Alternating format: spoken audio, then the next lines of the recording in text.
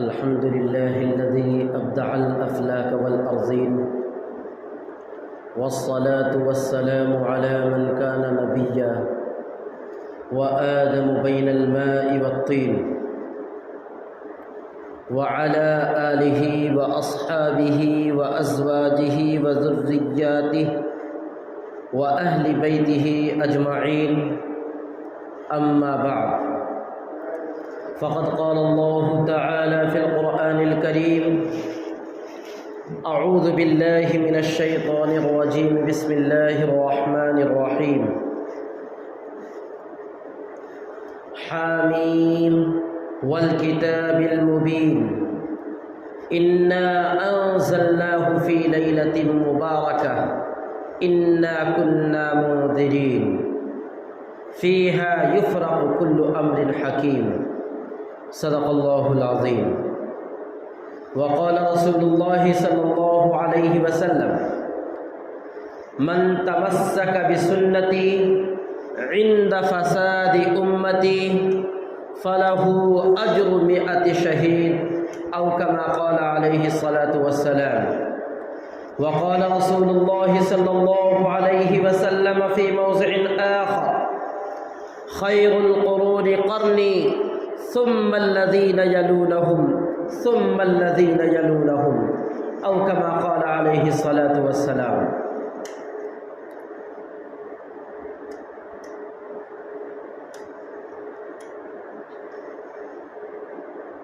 صدر ذی وقار، محترم بزرگوں اور دوستو، السلام علیکم ورحمۃ اللہ وبرکاتہ۔ اللہ تبارک و تعالی کا بے پناہ شکر و احسان ہوا کہ اس پاک پروردگار عالم نے ہمیں اور آپ کو یہ مبارک مہینہ یعنی ماہ شعبان عنایت فرمایا ہے۔ حضرات محترم، احادیث مبارکہ کے اندر اس مہینے کی بے شمار فضیلتیں آتی ہیں۔ آپ صلی اللہ علیہ وسلم کے خصوصی اعمال اس مہینے میں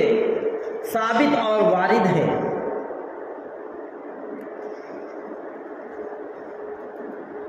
شعبان شعبن سے بنا ہے، اور شعبن کا معنی آتا ہے پھیلنا۔ چونکہ اس مہینے میں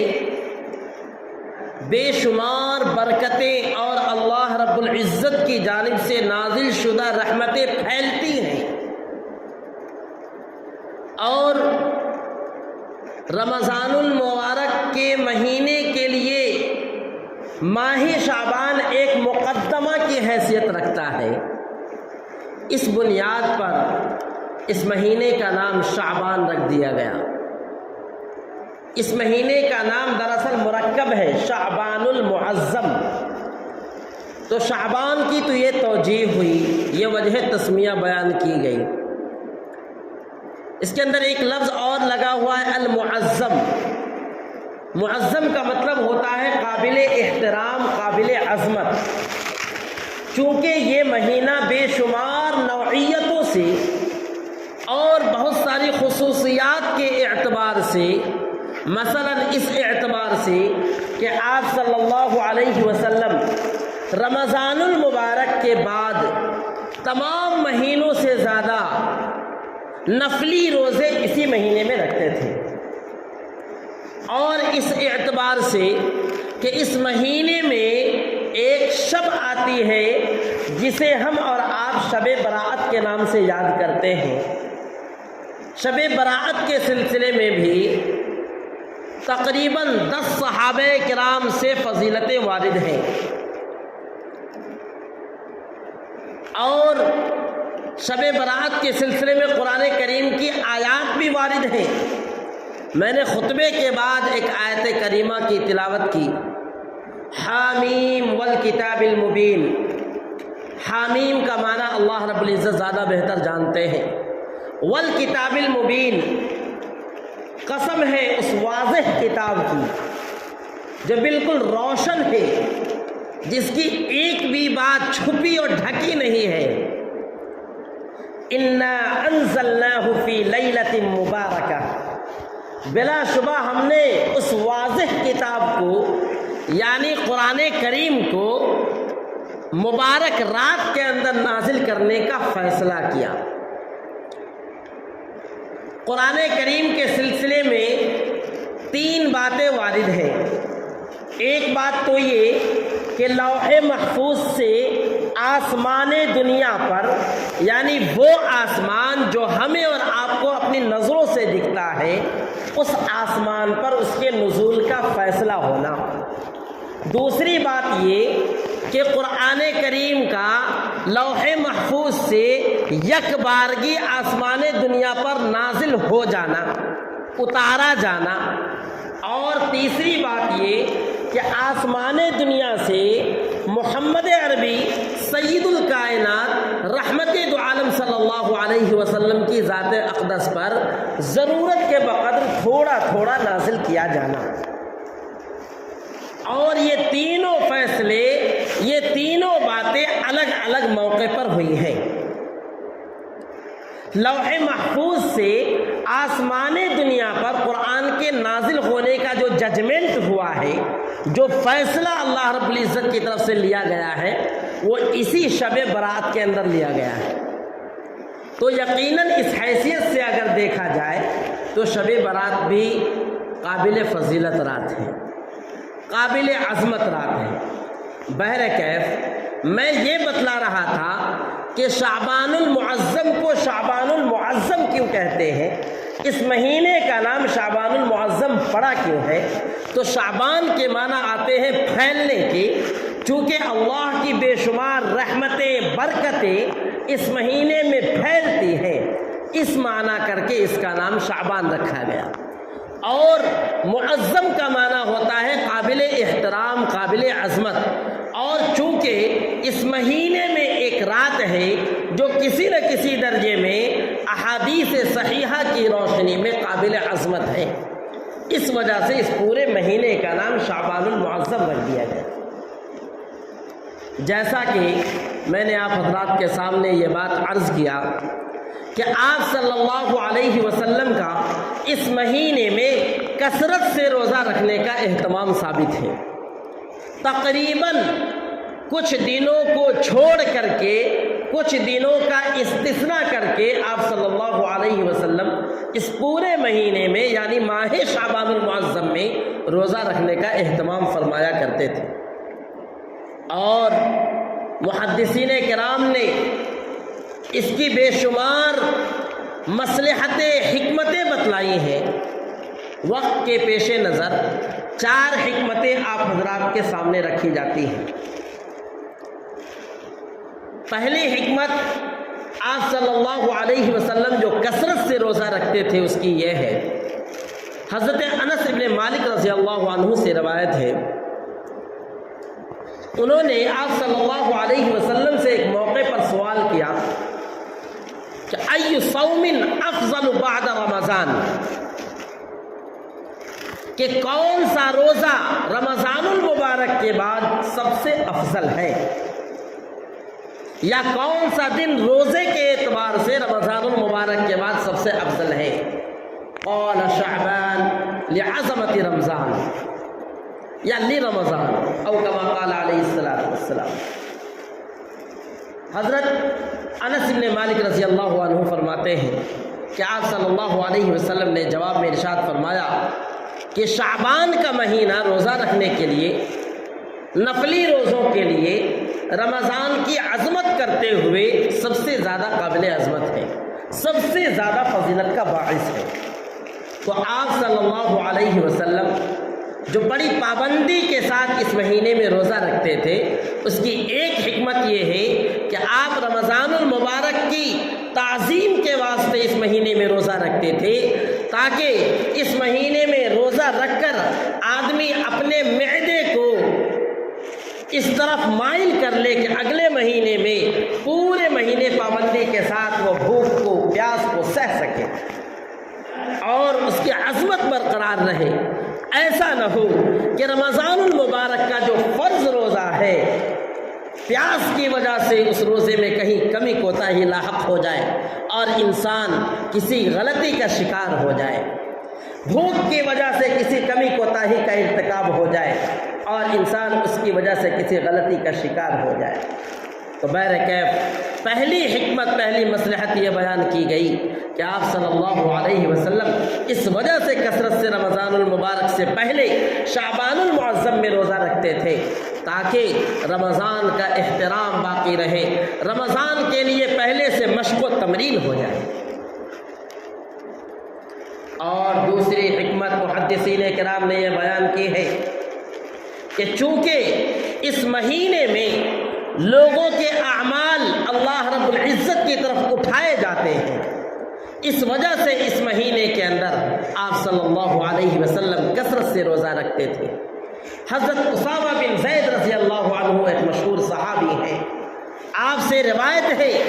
کہ آپ صلی اللہ علیہ وسلم سے سوال کیا گیا کہ شعبان المعظم میں روزے کا کثرت سے اہتمام آپ کیوں فرماتے ہیں؟ تو آپ صلی اللہ علیہ وسلم نے جواب میں ارشاد فرمایا کہ شعبان المعظم یہ وہ مہینہ ہے جو رجب اور رمضان دونوں کے درمیان واقع ہے، دونوں کے بیچ میں یہ مہینہ آ جاتا ہے، اور شعبان کے اندر اللہ رب العزت کی طرف لوگوں کے اعمال اٹھائے جاتے ہیں، اعمال پیش کیے جاتے ہیں۔ تو میں یہ چاہتا ہوں کہ جب میرے اعمال اللہ رب العزت کے دربار میں پیش کیے جائے، اللہ کے حضور میں پیش کیے جائے، تو میں روزے کی حالت میں رہوں۔ یہ حکمت اور مصلحت دوسری بیان کی گئی، جس کی بنیاد پر آپ صلی اللہ علیہ وسلم اس مہینے میں کثرت سے روزے کا اہتمام کرتے۔ تیسری حکمت یہ بیان کی گئی کہ ملک الموت کے حوالے ان لوگوں کی فہرست جو اس سال موت کے حوالے کر دیے جائیں گے، جاں بحق ہو جائیں گے، جن کی روحوں کو قبض کر لیا جائے گا، ان تمام لوگوں کی فہرست اسی مہینے میں ملک الموت کے حوالے کی جاتی ہے۔ اما عائشہ رضی اللہ عنہا سے روایت ہے کہ آپ صلی اللہ علیہ وسلم سے ام المؤمنین حضرت عائشہ رضی اللہ عنہا نے سوال فرمایا، دریافت فرمایا۔ ہم اور آپ بخوبی جانتے ہوں گے کہ اما عائشہ رضی اللہ عنہا آپ صلی اللہ علیہ وسلم کی بیویوں میں، ازواج مطہرات میں بڑی چہیتی بیوی ہیں، اور اس کی وجہ یہ ہے کہ آپ فقیہ تھیں، آپ شریعت اور دین کے معاملے میں بے جھجک سوال کر لیا کرتی تھی۔ چنانچہ اس موقع پر بھی اما عائشہ رضی اللہ عنہا نے آپ صلی اللہ علیہ وسلم سے سوال کیا اور پوچھا کہ یا رسول اللہ، آپ اس ماہ شعبان کے اندر کثرت سے روزے کا اہتمام کیوں فرماتے ہیں؟ اس کی وجہ کیا ہے؟ آپ صلی اللہ علیہ وسلم نے جواب میں ارشاد فرمایا کہ یہ وہ مہینہ ہے کہ جس مہینے کے اندر ایک سال میں کتنے لوگوں کی روحیں قبض کی جائیں گی، ان کی فہرست، ان کی لسٹ اللہ رب العزت ملک الموت کے حوالے کرتے ہیں۔ میں کثرت سے اس لیے اس مہینے میں روزہ رکھتا ہوں تاکہ اگر میرا بھی نام اس فہرست میں آئے اور مجھے بھی اس زمرے میں رکھا جائے تو میں روزے کی حالت میں اللہ رب العزت کے سامنے پیش کیا جاؤں۔ تو یہ تیسری حکمت آپ صلی اللہ علیہ وسلم کے اس مہینے میں کثرت سے روزہ رکھنے کی بیان کی گئی۔ اور چوتھی حکمت آپ صلی اللہ علیہ وسلم کے اس مہینے میں کثرت سے روزہ رکھنے کی یہ بیان کی گئی ہے کہ چونکہ آپ صلی اللہ علیہ وسلم مہینے میں ایام بیز کے 3 روزے رکھا کرتے تھے۔ علی اختلاف الاقوال، ایام بیز کے جو روزے ہوا کرتے تھے 13 اور 14 اور 15ویں تاریخ کو ہوا کرتے تھے۔ عام طور پر ہوتا تھا کہ آپ صلی اللہ علیہ وسلم ہر مہینے کی 13ویں، 14ویں اور 15ویں دن کو، تاریخ کو ایام بیز کے روزے رکھا کرتے تھے۔ کبھی کبھار اتفاقاً کسی مصروفیت سے کسی مہینے میں یہ روزے ناغہ بھی ہو جاتے تھے۔ آپ صلی اللہ علیہ وسلم ان ناغہ روزوں کی قضا شعبان المعظم میں کرتے تھے۔ ان تمام روزوں کو کاؤنٹ کر کے رکھتے تھے کہ کتنے روزے سال کے کس کس مہینے میں ایام بیز کے مجھ سے ناغہ ہو گئے، چھوٹ گئے، اور ان روزوں کو اس مہینے میں جمع کر لیتے تھے۔ تو یہ بھی ایک حکمت بیان کی گئی کہ اس حکمت کے پیش نظر آپ صلی اللہ علیہ وسلم رمضان المبارک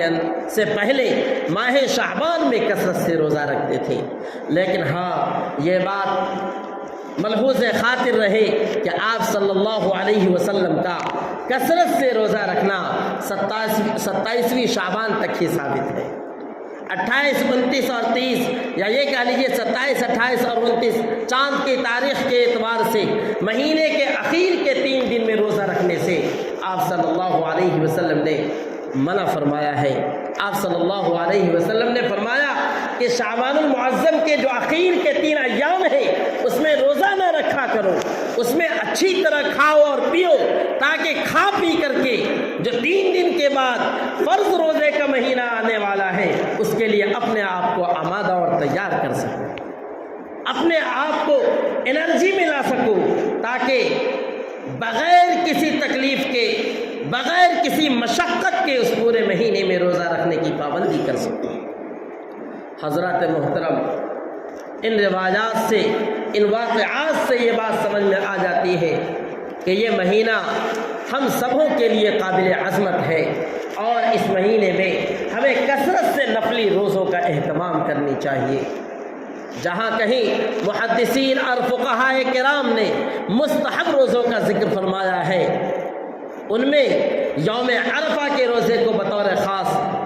محدثین نے بیان فرمایا کہ یوم عرفہ کا روزہ مستحب ہے تاکہ حجاج کی مشابہت اختیار ہو جائے۔ اسی طریقے سے محرم کی 10ویں تاریخ کا روزہ بھی مستحب مانا گیا ہے، اور اسی طریقے سے ماہ شعبان کے اندر بغیر دن کی تعین کے، بغیر دن کو متعین کیے ہوئے پورے مہینے میں زیادہ سے زیادہ نفلی روزے کا اہتمام کرنا یہ بھی مستحباتی امور میں سے ہے، اور ہم سبوں کو اس کا اہتمام کرنی چاہیے۔ حضرات محترم، اس مہینے میں ایک رات بھی آتی ہے جو ابھی کچھ دنوں قبل گزری ہے، جسے ہم اور آپ شب براءت کے نام سے یاد کرتے ہیں۔ شب براءت کا معنی ڈکشنری کے اعتبار سے اگر دیکھا جائے تو اس کا مطلب ہوتا ہے چھٹکارے کی رات، خلاصی کی رات، نجات کی رات، اللہ رب العزت کی طرف سے مغفرت کی رات۔ حضرات محترم، وہ تاریخ تو گزر چکی ہے، لیکن ہم نے اور آپ نے اپنے مشاہدے سے یا سوشل میڈیا پر اس تعلق سے بڑی بے اعتدالیاں بھی دیکھی ہوں گی۔ مناسب معلوم ہوتا ہے کہ شب برات کے تعلق سے بھی شریعت کے کیا احکامات ہیں، ہمیں اس موقع پر شریعت کا کیا حکم ہے اور کسے ہمیں کرنا چاہیے، کن چیزوں سے بچنی چاہیے، مختصراً وضاحت مناسب معلوم ہوتی ہے۔ لہذا اس پس منظر میں چند باتیں آپ حضرات کی گوش گزار کی جاتی ہیں، اس امید کے ساتھ کہ اللہ رب العزت ان باتوں پر سب سے پہلے مجھے پھر پوری امت مسلمہ کو عمل کرنے کی توفیق عطا فرمائے۔ حضرات محترم، شب برات کے سلسلے میں اپنی بات شروع کرنے سے پہلے میں آپ حضرات کو بتلا دوں کہ 3 نظریے اس سلسلے میں قائم ہو چکے ہیں۔ ایک نظریہ تو اس سلسلے میں قائم یہ ہو چکا ہے کہ شب برات کی بالکل کوئی فضیلت ہے ہی نہیں، کسی ایک حدیث سے بھی اس کی کوئی فضیلت ثابت نہیں ہوتی ہے۔ اور دوسرا نظریہ قائم یہ ہو چکا ہے کہ نہیں، شب برات کی بے شمار فضیلتیں ہیں، اور اس نظریے میں اس نظریے کے قائم کرنے والے حضرات اور احباب غلو کے شکار ہو چکے ہیں، غلو کے شکار ہو چکے ہیں، حد سے تجاوز کر چکے ہیں۔ چنانچہ وہ اعمال بھی اس پس منظر میں وہ کر لیتے ہیں جس کا شریعت سے کوئی ثبوت اور کوئی اصل نہیں۔ اور ایک اعتدالی نظریہ اس سلسلے میں یہ ہے کہ ہاں شب برأت عام راتوں کی طرح ایک رات تو ضرور ہے، لیکن چونکہ 10 صحابہ کرام سے اس رات کے اندر فضیلت اور اس رات کے اندر صحابہ کرام کا بھی نفلی عبادات کا اہتمام کرنا ثابت ہے، اس لیے اس کو مستحباتی امور میں داخل کیا جائے گا، نفلی امور میں داخل کیا جائے گا۔ حضرات محترم، ہم اور آپ بخوبی جانتے ہیں خیر الامور اوساطها، سب سے بہتر کام وہ ہوتا ہے جو درمیانی ہو، جو افراط اور تفریط سے ہٹ کر ہو۔ وہ احباب جو یہ کہتے ہیں کہ اس مہینے اس رات کی کوئی فضیلت ہی نہیں ہے، اس رات کے سلسلے میں کسی طرح کی کوئی حدیث ہی وارد نہیں ہوئی ہے، میرا خیال یہ ہے کہ وہ بھی کسی نہ کسی درجے میں غلط فہمی کے شکار ہیں، اور جو لوگ اس رات کو بڑھا چڑھا کر پیش کرتے ہیں وہ بھی غلط فہمی کے اور کم علمی کے شکار ہیں، اور حق بجانب وہ گروپ ہے، اس نظریے والے ہیں جو اس رات کو اس کی جو فضیلت ہے اس کے پس منظر تک رکھتے ہیں، اور نہ تو بالکل سرے سے انکار کرتے ہیں اور نہ ہی اس میں اپنی طرف سے کسی طرح کی بڑھوتری کرتے ہیں۔ حضرات محترم، اس شب برات کے اندر آپ صلی اللہ علیہ وسلم کے صحابہ کرام نے بھی خصوصیت کے ساتھ نفلی عبادات کا اپنے اپنے گھروں میں اہتمام فرمایا ہے، اپنے اپنے گھروں میں نفلی عبادات کا اہتمام فرمایا ہے۔ میں نے قرآن کریم کی وہ آیت کریمہ تلاوت کی جس میں اللہ رب العزت نے ارشاد فرمایا اِنَّا أَنزَلْنَاهُ فِي لَيْلَةٍ مُبَارَكَةٍ، کہ بلا شبہ ہم نے اس قرآن کو لوح محفوظ سے آسمان دنیا پر نازل کرنے کا فیصلہ اسی مبارک رات میں کیا ہے۔ تو خدائے وحدہ لا شریک رب کائنات ہی اس رات کو کہہ رہا ہے، فرما رہا ہے لیلۃ مبارکہ، یہ رات مبارک رات ہے، یقیناً کوئی نہ کوئی مصلحت ہوگی، یقیناً کوئی نہ کوئی بات ہوگی، کوئی نہ کوئی ریزن ہوگا جس کی وجہ سے رب کائنات ہی اس رات کو مبارک رات سے تعبیر کر رہا ہے۔ اسی وجہ سے صحابہ کرام نے نفلی عبادات کا اس مہینے میں خوب اہتمام کیا ہے، قرآن کریم کی تلاوت ہو یا پھر نوافل پڑھنے کا اہتمام ہو، ایسا ثبوت صحابہ کرام کی زندگیوں سے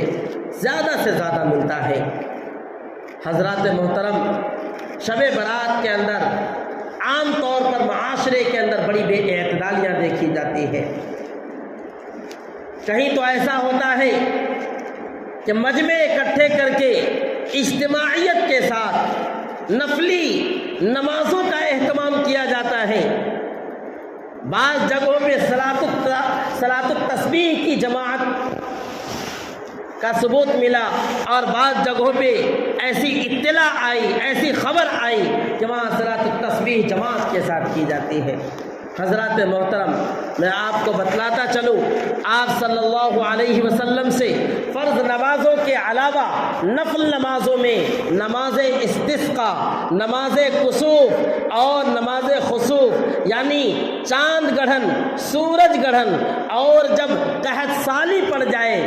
جسے نماز استسقاء کہتے ہیں، پانی طلب کرنے کی نماز کہتے ہیں، یہ چند نفل نمازیں ہیں، اس کے اندر صرف جماعت ثابت ہے، آپ صلی اللہ علیہ وسلم سے جماعت کا ثبوت ملتا ہے۔ اس کے علاوہ جو نفل نمازیں ہیں اس میں کہیں سے آپ صلی اللہ علیہ وسلم سے جماعت کا ثبوت نہیں ملتا ہے۔ پھر ہمارے لیے، آپ کے لیے، امت مسلمہ کے لیے صلاۃ التسبیح وغیرہ جیسی نفل نمازوں میں جماعت کا ثبوت کہاں سے مل سکتا ہے، اس کا جواز کیسے حاصل ہو سکتا ہے؟ اس لیے ہمیں چاہیے کہ ہم نفل عبادات اپنے اپنے گھروں میں بیٹھ کر کریں، زیادہ سے زیادہ کریں، جتنی ہمت ہے اتنی کریں۔ اس بات کا خیال رکھیں کہ کہ ہاں نفل نمازوں کی یا نفلی عبادات کی پابندی کی وجہ سے ہمارے فرض کے اندر ترک لازم نہ آوے، ہمارا فرض نہ چھوٹ جائے۔ کہیں ایسا نہ ہو کہ ہم اس مبارک رات میں رات بھر عبادت کریں اور جب فجر کا وقت آیا ہماری آنکھ لگ گئی اور فرض چھوٹ گیا، فجر کی جو فرض نماز تھی ہم اس میں غافل رہ گئے۔ ہم اپنی ہمت کے مطابق، اتنی ہمت کے مطابق کہ ان نفل نمازوں کے علاوہ، ان نفل عبادات کے علاوہ ہم فرض کی بھی پابندی کر سکیں، اگر ایسا کرتے ہیں تو اسے شریعت کہیں گے، اسے دین کہیں گے۔ اور اگر ہم نے اپنی طرف سے کسی چیز کو بڑھایا، جیسا کہ بعض جگہوں پہ صلاۃ التسبیح کو جماعت کے ساتھ پڑھا جاتا ہے، اس شب برات کے اندر اور بھی نفلی عبادات کو جماعت کے ساتھ کیا جاتا ہے، تو حضرات محترم میں نے خطبے کے اندر ایک حدیث شریف پڑھی تھی، خیر القرون قرنی ثم الذین یلونہم ثم الذین یلونہم۔ اس حدیث کی تشریح جب بھی میں نے کی ہے تو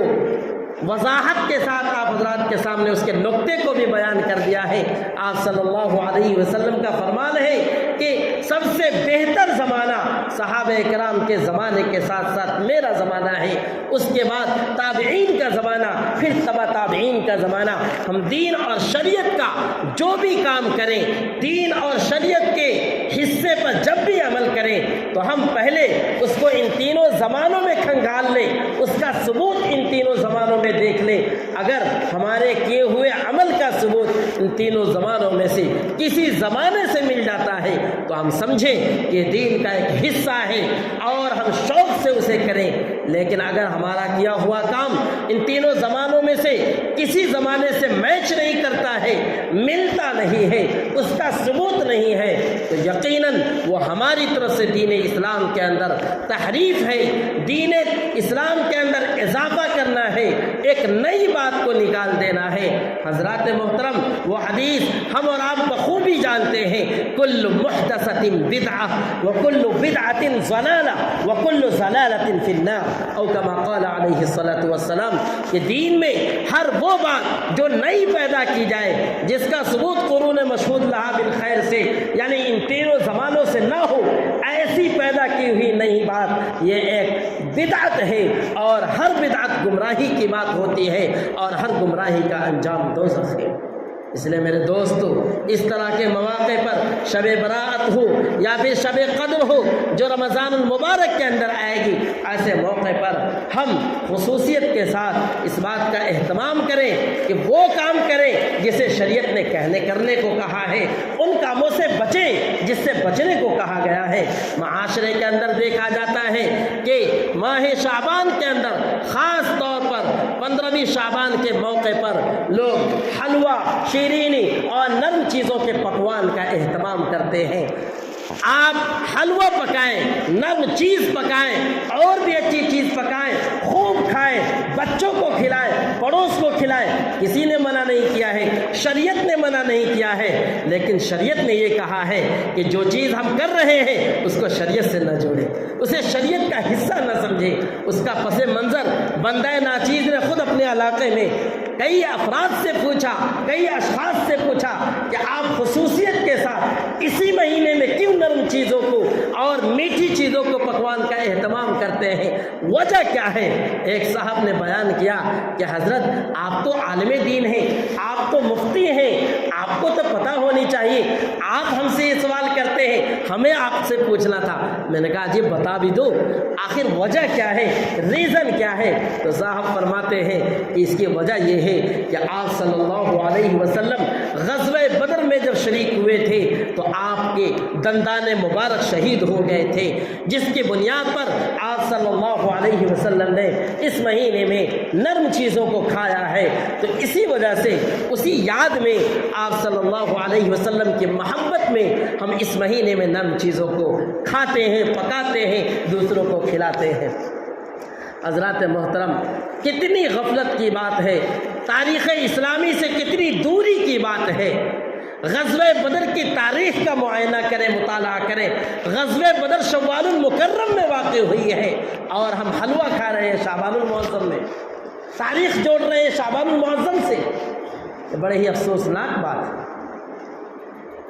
غور کرنے کا مقام ہے ہم کس تاریخ کو کہاں جوڑ رہے ہیں اور کس پس منظر میں کون سی چیز کر رہے ہیں۔ غزوہ بدر کا وجود اور اس کا ورود جو ہوا ہے، وہ معرکہ جو لاحق ہوا ہے وہ شوال المکرم میں لاحق ہوا ہے، اور اس کی تاریخ کو شعبان المعظم سے جوڑا جا رہا ہے۔ بڑی کم علمی کی بات ہے، کج فہمی کی بات ہے اور قصور عقل کی بات ہے، ہمیں غور کرنی چاہیے۔ اور اگر بالفرض یہ مان بھی لیا جاتا تھا کہ آپ صلی اللہ علیہ وسلم نے اس مہینے کے اندر نرم چیزیں کھائیں، ہم آپ کی اتباع میں، آپ کی محبت میں نرم چیزوں کا پکوان کرتے ہیں، خود بھی کھاتے ہیں، دوسروں کو کھلاتے ہیں، تو میرا ایک چھوٹا سا سوال ہے، ایک طالب علم آپ کے سامنے ایک سوال رکھ رہا ہے۔ آپ کو اگر تاریخ اسلامی کا مطالعہ کرتے ہوں گے تو یاد ہوگا کہ غزوہ احد کے موقع پر جو آپ صلی اللہ علیہ وسلم کے دندان مبارک شہید ہوئے تھے، اس کی اطلاع آپ کے ایک محب خاص، آپ سے عقیدت رکھنے والے، آپ پر جان نثار کرنے والا ایک مسلمان حضرت اویس قرنی رضی اللہ عنہ، رضی اللہ عنہ کہنے کا مطلب یہ نہیں ہے کہ وہ صحابی تھے، رضی اللہ عنہ اس وجہ سے کہہ رہے ہیں کہ یقیناً ان کی ضرور اللہ چاہیں گے تو مغفرت ہوں گی، کیونکہ آپ صلی اللہ علیہ وسلم نے انہیں نیک بندوں میں شامل فرمایا، اور حضرت عمر فاروق رضی اللہ عنہ سے فرمایا کہ جب ان سے ملاقات ہو تو تم ان سے اپنے لیے دعا کروانا۔ تو یہ تائید اس بات کی علامت ہے کہ اللہ رب العزت، اللہ کے رسول ان سے راضی ہیں، ورنہ رول کے اعتبار سے، پوزیشن کے اعتبار سے حضرت اویس قرنی مخضرم میں آتے ہیں۔ مخضرم ایسے مسلمان کو کہا جاتا ہے کہ جو ایمان والے تو ہو لیکن، اور آپ صلی اللہ علیہ وسلم کے زمانے میں تو ہو لیکن آپ صلی اللہ علیہ وسلم کی نہ تو زیارت کر سکے ہو، نہ آپ کی صحبت پا سکے ہو، ایسے مسلمان کو مخضرم کہا جاتا ہے۔ بہرکیف حضرت اویس قرنی رضی اللہ عنہ، آپ کا واقعہ اگر تاریخ اسلامی کا ہم اور آپ مطالعہ کرتے ہوں گے تو یاد ہونی چاہیے۔ غزوہ احد کی خبر حضرت اویس قرنی رضی اللہ عنہ کو بھی پہنچتی ہے کہ آپ صلی اللہ علیہ وسلم جنگ احد میں شریک ہوئے اور آپ کے دندان مبارک شہید ہو گئے۔ حضرت اویس قرنی بے تاب ہو جاتے ہیں، بے قرار ہو جاتے ہیں، اور حالت اضطرابی میں اپنے ایک دانت کو توڑ لیتے ہیں، اور یہ کہتے ہیں کہ رسول برحق، ہادی رسول محمد عربی صلی اللہ علیہ وسلم کے دندان مبارک شہید ہو جائے اور میرا دانت سلامت رہے، یہ ہرگز مجھے گوارا نہیں ہے۔ انہوں نے اپنے دانت شہید کر لیے تھے۔ پھر بعد میں شبہ ہوا کہ پتہ نہیں آپ صلی اللہ علیہ وسلم کا کون سا دانت ٹوٹا ہے اور ہم نے اپنے کس دانت کو توڑا ہے۔ اس شبے میں یکے بعد دیگرے انہوں نے اپنے جبڑے کے پورے دانتوں کو جھاڑ لیا تھا، پورے دانتوں کو توڑ لیا تھا، پورا جبڑا صاف ہو گیا۔ تو اگر ہم واقعتاً عاشق رسول ہیں اور عشق رسول سے ہمارا سینہ پیوست ہے اور ہماری زندگی معمور ہے تو ہم اویس قرنی جیسی تاریخ کی مثال پیش کریں اور ہم بھی آپ صلی اللہ علیہ وسلم کی یاد میں اپنے دانتوں کو توڑ کر دکھلائیں۔ صرف حلوہ کھانے میں آپ صلی اللہ علیہ وسلم کی اتباع ہے، دانت توڑنے میں پیچھے ہٹ جاتے ہیں۔ اسی کو کسی دیہاتی محاورے میں کہا گیا ہے، میٹھا میٹھا ہپ ہپ، کڑوا کڑوا تھو تھو۔ جہاں بات آئی بلڈ نکالنے کی، جہاں بات آئی مشقت کی، تو وہاں دم دما کر پیچھے ہٹ جاتے ہیں اور اپنی راہ لے لیتے ہیں، اور جب بات آئی نرم چیز کھانے کی، حلوہ کھانے کی، تو ہم اتباع رسول جتلاتے ہیں اور حب رسول جتلاتے ہیں، عشق رسول جتلاتے ہیں، اور ہم کہتے ہیں محمد صلی اللہ علیہ وسلم کی اتباع میں ہم ایسا کرتے ہیں۔ حضرات محترم، آپ امت کو دھوکہ نہیں دے رہے ہیں، آپ شریعت کو دھوکہ نہیں دے رہے ہیں، آپ اپنے آپ کو دھوکہ دے رہے ہیں۔ قرآن پاک میں منافقین کے بارے میں یہ ارشاد فرمایا گیا، وَإِذَا لَقُوا الَّذِينَ آمَنُوا قَالُوا آمَنَّا وَإِذَا خَلَوْا إِلَى شَيَاطِينِهِمْ قَالُوا إِنَّا مَعَكُمْ إِنَّمَا نَحْنُ مُسْتَهْزِئُونَ اللَّهُ يَسْتَهْزِئُ بِهِمْ وَيَمُدُّهُمْ فِي طُغْيَانِهِمْ يَعْمَهُونَ۔ मुनाफिकीन जब वो ईमान वालों के साथ होते थे तो कहते थे कि मैं भी ईमान वाला हूँ, मैं भी मुसलमान हूँ, और जब काफिरों के साथ खलवत नशीनी इख्तियार करते थे तो वो कहते थे अरे हम तो मुसलमानों का, ईमान वालों का मजाक उड़ा रहे हैं, हम तो इस्लाम का मजाक उड़ा रहे हैं, हम दिल से तुम्हारे साथ हैं, तुम्हारे सपोर्ट में हैं, जब तुम मार्का करोगे, जंग करोगे तो हम मुसलमानों की मुखबिरी करेंगे, जहाँ तक हो सकेगा हम तुम्हारा साथ देंगे। अल्लाह रब्बुल इज़्ज़त ने फरमाया अल्लाहु यस्तहज़िउ बिहिम, बल्कि अल्लाह ही उनका मजाक उड़ा रहा है। तो मेरे दोस्तों, अगर हम कोई काम करते हैं और बिला वजह उसको शरीयत से जोड़ते हैं और ये समझते हैं कि हम इश्क़ रसूल में हैं, हम इत्तिबाए रसूल में हैं, तो मेरे दोस्तों आप शरीयत को, इस्लाम को और इस्लाम के मानने वालों को धोखा नहीं दे रहे हैं, आप अपने आप को धोखा दे रहे हैं, आप अपनी आक़िबत खुद ख़राब कर रहे हैं। इसलिए मैं पकवान से मना नहीं करता हूँ, आप अच्छा पकाएं, पूरे साल पकाएं और अल्लाह करे आपका दस्तरखान हमेशा वसी अरीज़ रहे और हमेशा आपके दस्तरखान पर अच्छी अच्छी नेमतें मैसर हो। लेकिन शरीयत से जो जोड़ने का मतलब है, शरीयत से जोड़ने की जहाँ तक बात है, उसके लिए दलील चाहिए, उसके लिए सबूत चाहिए। बग़ैर दलील व हुज्जत के शरीयत से जोड़ना ये बिदअत है और बिदअत गुमराही है और गुमराही का अंजाम दोज़ख है। इसलिए हम दोज़ख से खुद भी बचें और अपने अहल व अयाल को भी बचाएं। अल्लाह रब्बुल इज़्ज़त ने कलाम पाक में इरशाद फरमाया या अय्युहल्लज़ीना आमनू क़ू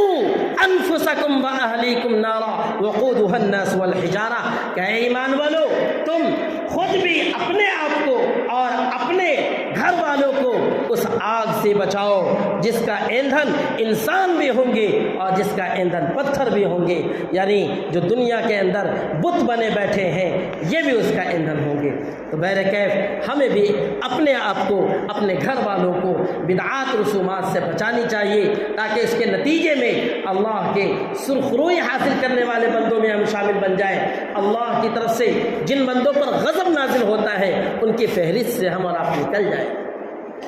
शब बरात के मौके पर एक रस्म ये भी है कि पाबंदी के साथ लोग कब्रिस्तान जाते हैं और बसा औकात ये देखा जाता है कि कब्रों को चरागा किया जाता है, चादरें चढ़ाई जाती है और बाज़ घरों में तो इस नीयत से पकवान किया जाता है कि हमारे दादा, परदादा, बाबा, खालू, मामू और खाला जो इंतकाल कर चुकी है वो इस रात में घर में आएंगी और आकर के हमारे पकवान को खा कर जाएंगे। वो इंतज़ार में गोया रहते हैं उनके अक़ीदे के मुताबिक कि हमारे घर में हमारे लिए भी कुछ तो भी पका है या नहीं पका है। कितनी जहालत की बात है, कितनी गुमराही की बात है मेरे दोस्तों। अल्लाह रब्बुल इज़्ज़त का एक मामूल है कि जब बंदे की जिस्म से रूह को निकाल दिया जाता है तो रूह के अमाल के एतबार से उसकी दो इंडस्ट्री है, उसकी दो जगहें हैं, या तो इल्लियीन है या तो सिज्जीन है। अगर बंदे की रूह ने बंदे के जिस्म में लाकर नेक अमाल किए हैं तो उसे इल्लियीन में दाखिल कर दिया जाता है, और अगर बंदे की रूह दुनिया में अल्लाह की नाफरमानी में शामिल रही तो उसे सिज्जीन में दाखिल कर दिया जाता है। जब रूहें अपनी जगहों पे चली गई फिर दोबारा हर साल रूह के आने का क्या मतलब है? ये दर हकीकत अगर देखा जाए तो एक हिंदुआना रस्म है, ये गैर मुस्लिमों की एक रिवायत है जिसे हम और आपने कुफरिस्तान में रखकर अपने अंदर शामिल कर लिया है। हम और आप ये समझ रहे हैं कि हमारे पूर्वज की रूहें आती हैं। ये हिंदुआना रस्म है, गैर इस्लामी रसूमात में से है। लिहाजा ऐसी रसूमात से अपने आप को, अपने घर वालों को, अपने महल्ले वालों को, अपनी सोसाइटी वालों को बचाने की फ़िक्र करें, बचाने की कोशिश करें।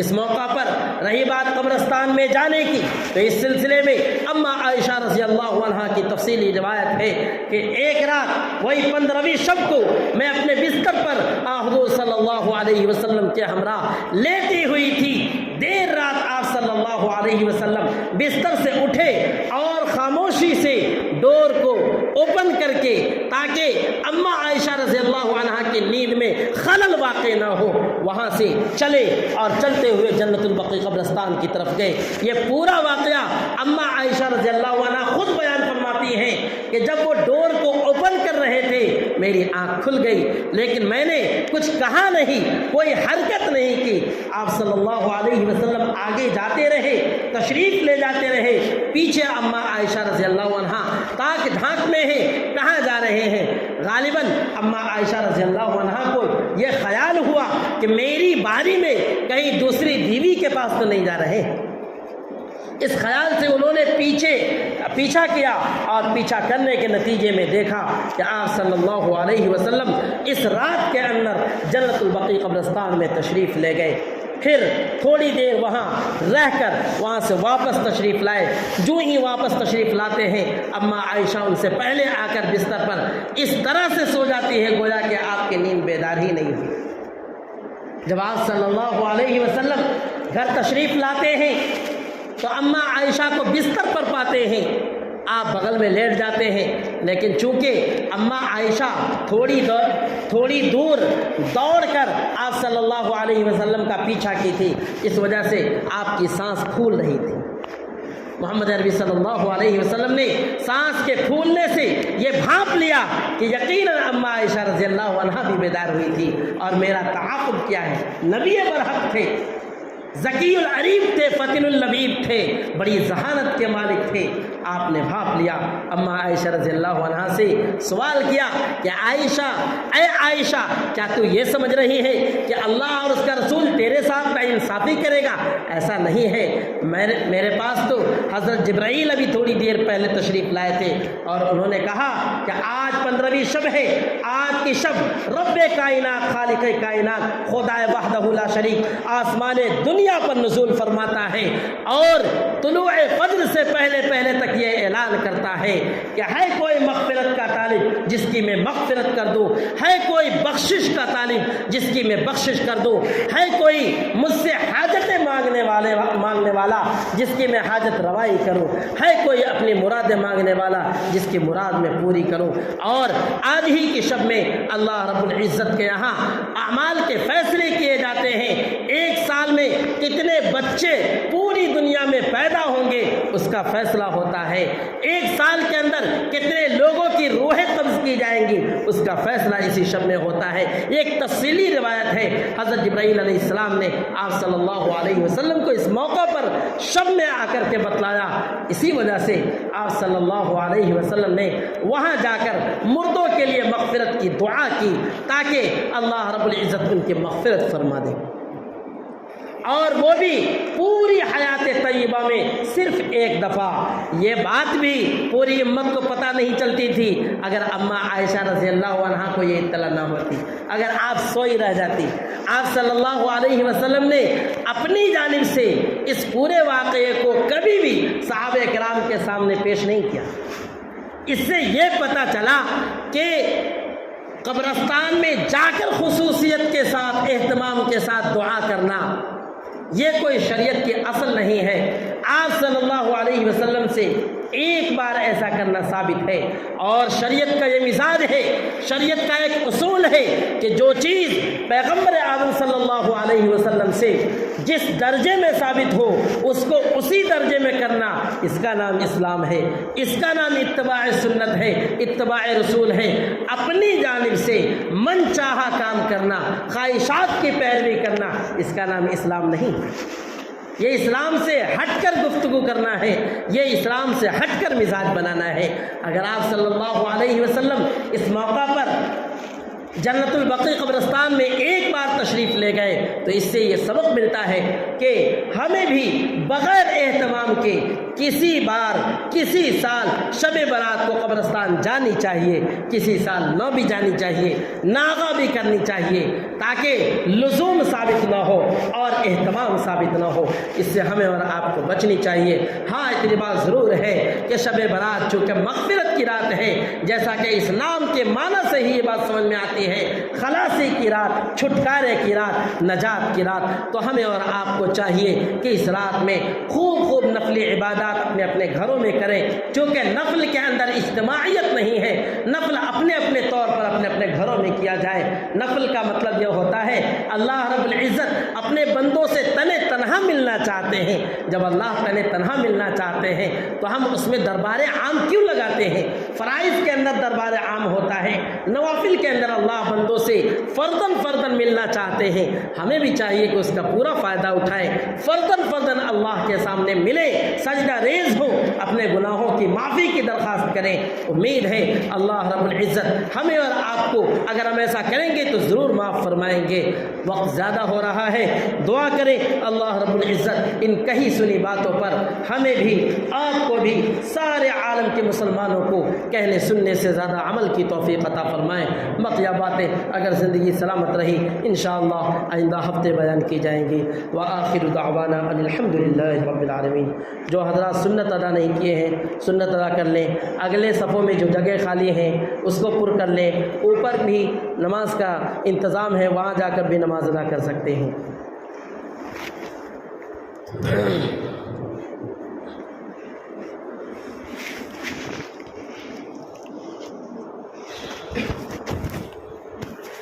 कुर्सी ले जा सकता हूँ,